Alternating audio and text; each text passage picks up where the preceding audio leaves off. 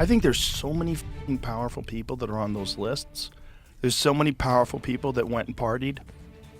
Air quotes, partied.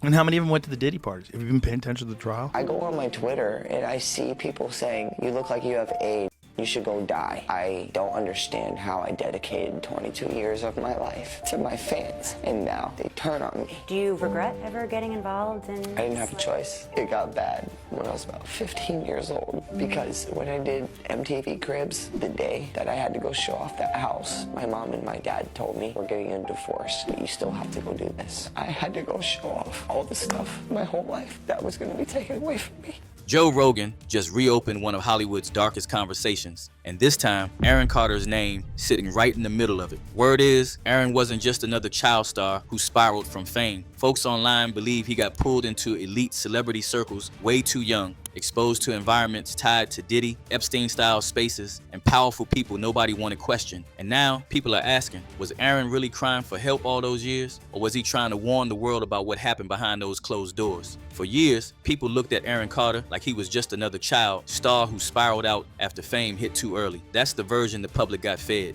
Struggles, family drama, emotional breakdowns, social media chaos, addiction. Simple explanation, right? But now, folks online are revisiting Aaron's life different, because once you go back and listen carefully to the things Aaron said before his death, the fear in his voice starts sounding way more serious than people realized at the time, especially when you connect it to the conversation surrounding Diddy, Epstein-style celebrity spaces, and what young stars allegedly get exposed to behind closed doors in Hollywood. Now pause for a second, because this story gets dark fast. Aaron Carter was famous before he was even old enough to understand what fame really was. Dude was a kid, smiling on stage, touring the world, selling millions of records while grown adults controlled every part of his life around him. And according to people close to him, the pressure started crushing him early. Even Aaron himself admitted things got bad around age 15. Think about that. 15 years old, already mentally overwhelmed, struggling, sounding like somebody carrying trauma too heavy for a teenager to process properly. And when people look back now, they keep asking the same uncomfortable question. I go on my Twitter and I see people saying, you look like you have AIDS. You should go die. I don't understand how I dedicated 22 years of my life to my fans, and now they turn on me. Do you regret ever getting involved in... I didn't have a choice. It got bad when I was about 15 years old, because when I did MTV Cribs, the day that I had to go show off that house, my mom and my dad told me, we're getting a divorce, but you still have to go do this. I had to go show off all the stuff my whole life that was going to be taken away from me. What exactly happened to Aaron Carter behind the scenes while he was growing up in those celebrity circles? Because this wasn't just a young artist dealing with fame. Aaron openly talked about fear. He went live multiple times claiming people were after him, saying he needed protection, saying if anything happened to him, it would not be random. At the time, most people brushed it off and called him unstable. But after his death in 2022, those old live streams started hitting people very differently online, especially because Aaron was found dead inside his California home at just 34 years old, officially ruled an accidental drowning involving inhalants and prescription medication. Public reports say he was discovered in the bathtub. Following developing news tonight in Lancaster, where pop star Aaron Carter has died at the age of 34. Yeah, the troubled performer grew up in the limelight, but he was in and out of rehab several times in his short life. Chris Wolf is live for us in Lancaster. He's got more on this. Chris? Yeah, Rick, MB, the street is now cleared. People have been moving in and out of that home behind me all day. And tonight we heard from some of those closest to Aaron Carter, and they all say the same thing. They all share stories of a very kind, loving, caring, humble, yet troubled young man.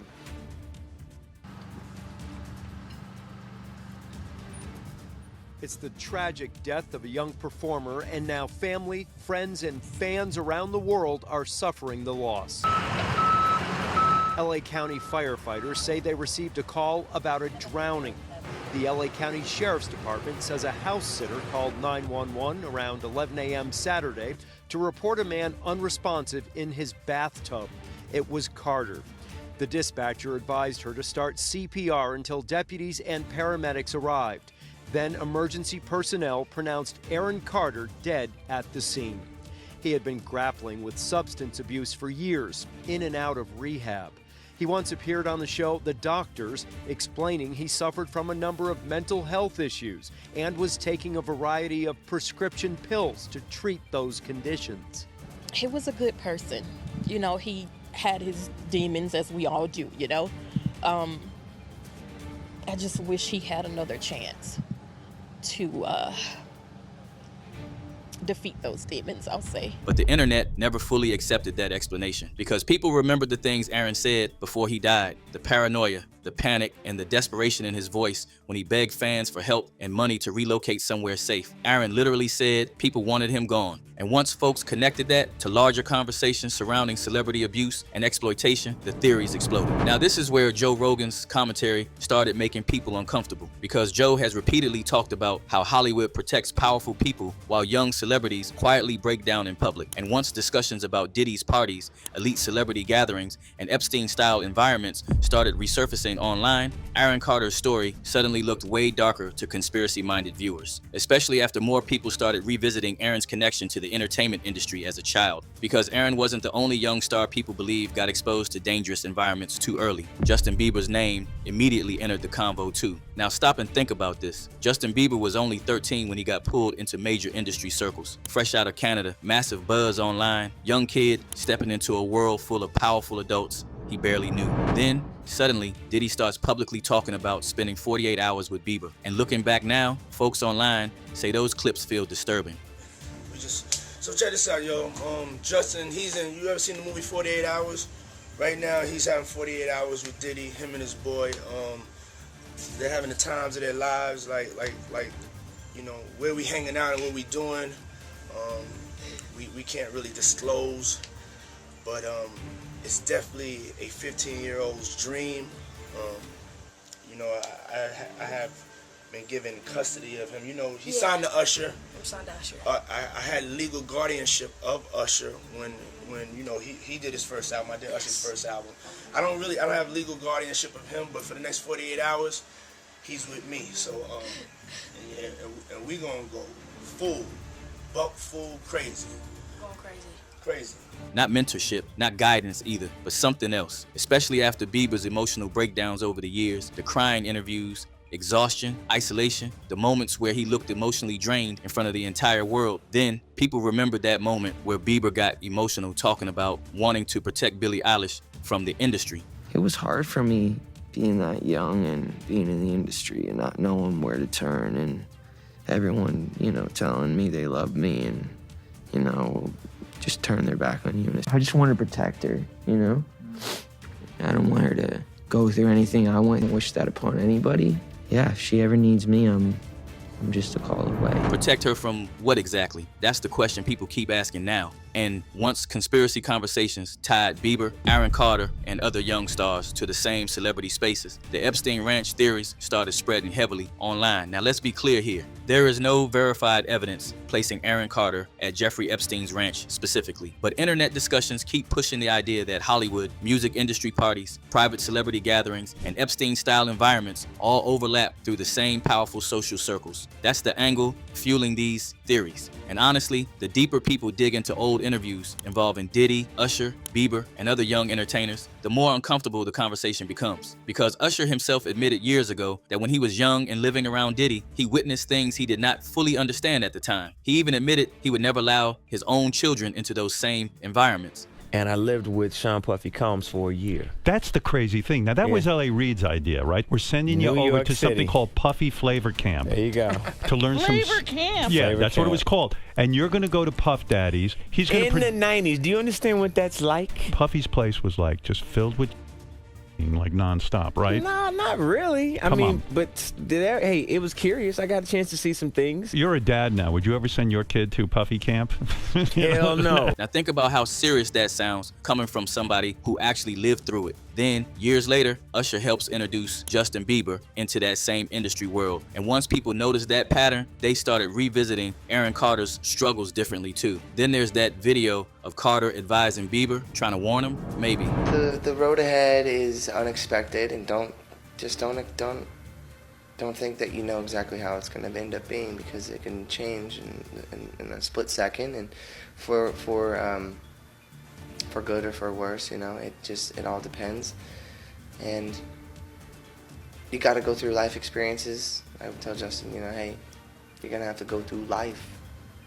You know, yes, I know what it's like to do headlining tours and sell them out and be working and all over the world and be tired and exhausted and start getting frustrated with the people that you work with. And I know what that's like, but you just gotta know what it is that you're doing and that it's a blessing, and remember where you were before you got to where you are. Because Aaron publicly opened up about mental health, addiction, loneliness, and confusion about his identity for years, he speaks up about his greatest fear. He talked openly about being bisexual, admitted he struggled emotionally, and confessed that he never felt fully safe or stable mentally. Now, obviously, itself is not evidence of trauma. I'm scared. There's things going on with me. There's rumors. There's people that are body shaming me, and they're putting me down. And yeah, like, I didn't realize I was 115 pounds. That is terrible. I wasn't even looking at myself in the mirror because I didn't like the way I looked. What's your greatest fear? My greatest fear? I don't even know how to answer that question. Not being able to live as long as I can. That's my greatest fear. I do find men and women attractive. Just like a woman can say, oh, wow, what a beautiful girl. I can say, oh, wow, what a beautiful man. What a beautiful man you are. Well, thank you, Aaron. Back at you.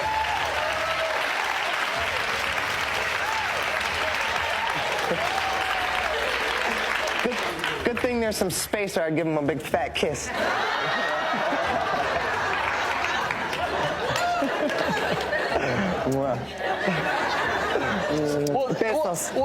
But conspiracy conversations online keep pushing the idea that certain childhood experiences inside celebrity environments may have emotionally affected some young stars long term, especially stars exposed to adult spaces far too early. And honestly, when you watch Aaron's later interviews now, it's hard not to notice how emotionally exhausted he looked. The weight in his face, the fear, instability, and sadness. This didn't look like somebody simply partying too hard anymore. It looked like somebody mentally collapsing in real time. And according to 50 Cent, there are still powerful names inside the entertainment industry people are terrified to expose publicly. That's why 50 kept speaking about Diddy for years while most celebrities stayed quiet, because folks online believe fear protects these circles more than loyalty does. Now here's where this story gets even heavier. As lawsuits, allegations, and investigations surrounding Diddy started growing publicly, people began revisiting older celebrity breakdowns with a completely different mindset. To ask questions like, were their decisions colored by certain things, and who got the benefit of the doubt, you know, in that courtroom?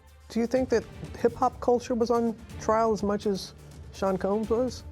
Not all. Look, if I didn't say anything, you would interpret it as the hip-hop is fine with his behaviors. There's no one else being vocal. So you would look at it and just say, because that mind your business, or let me not say nothing about nothing, or those things, it would allow the entire culture to register as if they're for that behavior. Aaron Carter, Justin Bieber, Britney Spears, even child stars from older generations. And suddenly, folks started noticing the same themes repeating constantly. Young celebrity rises fast, gets surrounded by powerful adults, starts showing emotional instability years later.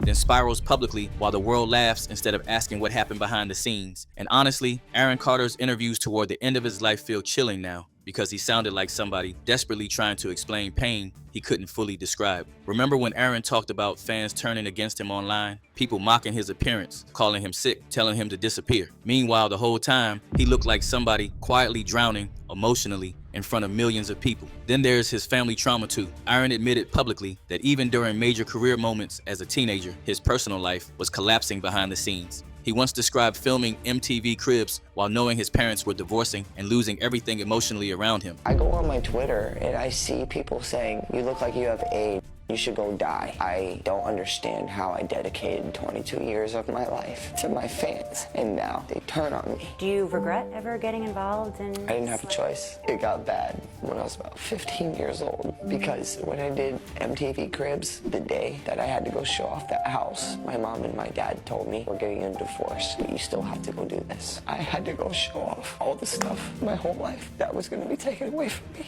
Imagine being forced to smile for cameras while your entire world falling apart privately. That type of pressure destroys people slowly. And according to Joe Rogan's broader conversations about fame and celebrity culture, child stars often become products before they even become adults emotionally. They lose normal childhood experiences, trust, boundaries, and sometimes lose themselves completely trying to survive inside an industry built around image. Now stack all of that next to the Epstein conversations. Private islands, elite gatherings, young people around powerful adults. Secretive environments where normal rules allegedly stop applying. That's why people online keep connecting these stories emotionally, even when direct proof is missing, because the patterns themselves disturb people. And once Diddy's alleged freak-off stories started exploding publicly, internet theorists immediately started comparing those environments to Epstein's social circles too. Not necessarily saying they were identical, but suggesting the same culture of secrecy, influence, power, and silence may exist across elite celebrity spaces, especially after whistleblowers like Ali Carter been blowing hot about these spaces being connected. Jaguar Wright, also being blunt, says Aaron was warning us all, asking for help, but got nothing.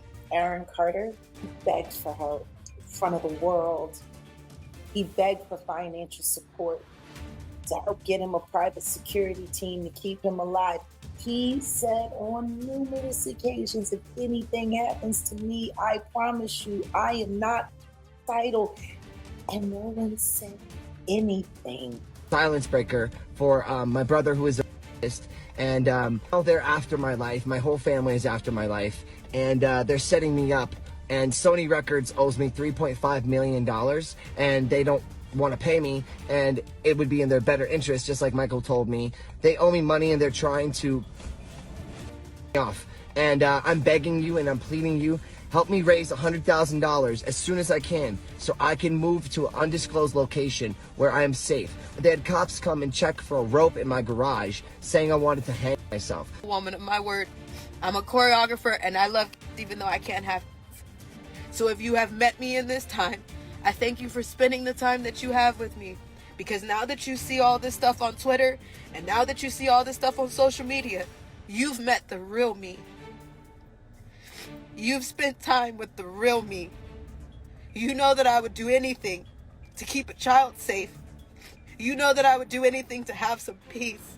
That's the bigger fear driving these conversations. Not just one person, an entire system. Now here's the part that keeps haunting people most about Aaron Carter. Toward the end of his life, Aaron did not sound like somebody fighting fame anymore. He sounded like somebody terrified. Terrified of people around him, of what he experienced. Terrified nobody would believe him until it was too late. And once he died, the internet immediately started replaying every live stream, interview, emotional breakdown, searching for hidden meaning. Because suddenly, those clips no longer look like random celebrity chaos. They look like warning signs. Maybe Aaron Carter truly was battling addiction and emotional struggles alone. Maybe fame simply destroyed his mental health over time. Or maybe the darker conversations online are tapping into something people still don't fully understand about what happens to young stars behind powerful Hollywood doors. And honestly, that's why this conversation refuses to disappear. And trust the online community has been really loud. One user bluntly said he was what Diddy did to him destroyed him, absolutely heartbreaking. Another wrote he was going after Sony Records just like MJ for the dollars they were owed,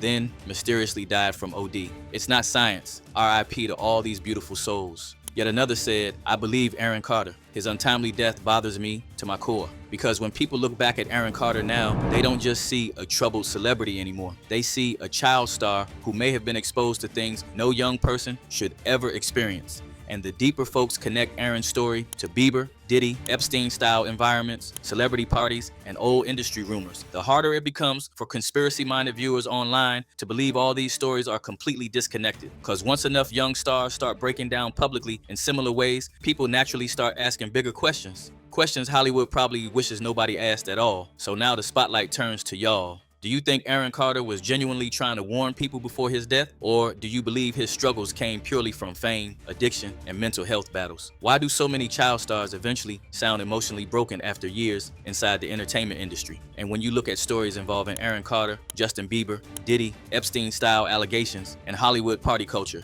do you think people are connecting real patterns or taking conspiracy theories too far? Drop your thoughts in the comments and let's keep the convo going. Oh, and don't forget to smash that like button and hit subscribe for more stories straight from the hood.